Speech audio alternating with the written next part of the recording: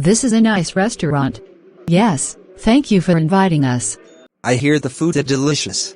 This is the nicest restaurant I have ever been to in my life. Bill, do you have your gift ready? Yes, John. I do. Debbie and Kate. Bill and I have gifts for you. Oh, you shouldn't have. Well, we decided flowers are too boring and chocolate will make you fat. So we put our heads together to come up with some really exciting gifts. You guys are so kind. Yes, you two are so very thoughtful. Bill, would you like to go first? Yes, John. Don't mind if I do? Kate, this is for you. A golden fish. No, not a golden fish. It's an Oscar fish. Well, thank you, I think. When it gets bigger it eats the golden fish. That's disgusting. Wow, that's cool. Now for you, Debbie.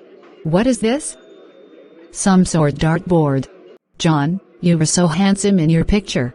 So what do you think? Do you like your gifts? Well, I really like the fish, Kate. Really like your picture, Debbie. Thank you for watching channel, Dan Sreyoun. Please subscribe, like and share.